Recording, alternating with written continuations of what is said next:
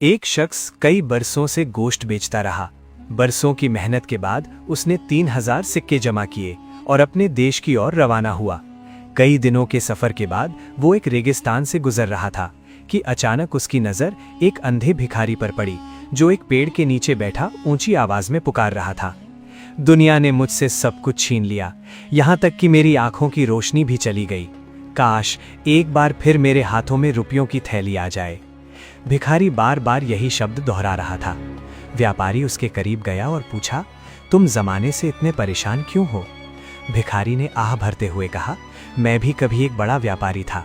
मेरे पास बहुत दौलत और संपत्ति थी, पर किस्मत ने पलटा खाया। सब कुछ लुट गया और आंखों की रोशनी भी चली गई। अब दिल में सिर्फ यही इच्छा है कि अगर अपने नहीं तो किसी और के कमाए हुए रुपए एक पल के लिए ही सही अपने हाथों में महसूस कर लूं, ताकि दिल को कुछ सुकून मिल जाए। व्यापारी ने सोचा, ये तो अंधा भिखारी है, जाएगा कहाँ? अगर उसकी दिल की इच्छा इतनी सी है तो पूरी कर देनी चाहिए।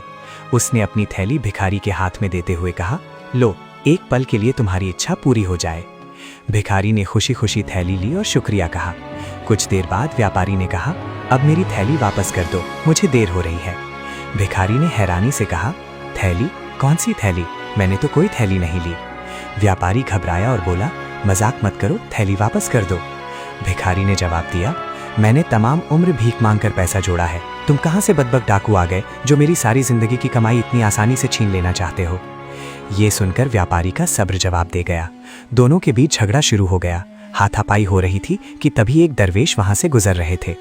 उसने दोनों की बात सुनी और बोला, मैं तुम्हारे बीच फैसला करता हूँ। करीब ही एक गांव है, तुम में से एक वहां से पतीला लाओ और दूसरा लकड़ियां इकट्ठा करे। दोनों ने दरवेश की बात मान ली। जब पतीला आ गया तो दरवेश ने उसमें पानी डाला, नीचे आग लगाई और वो थैली पतीले ने डाल दी। कुछ देर तक वो पानी को ध्यान से देखता रहा। फिर उसने थैली निकाली और व्यापारी के हवाले कर दी। ये देखकर भिखारी गुस्से में बोला, ये थैली मेरी है, आपने इसे व्यापारी को क्यों दे दिया? दरवेश मुस्कुराए और बोले, तुम झूठ बोल रहे हो, ये थैली गोश्त फरोश की है।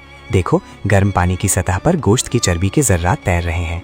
ये इस बात का संकेत है कि व्यापारी के हाथों पर गोश्त की चर्बी लगी थी, जो सिक्कों पर भी चली गई। यही उसके पक्ष में गवाही दे रही है। ये सुनकर भिखारी शर्मिंदा हो गया।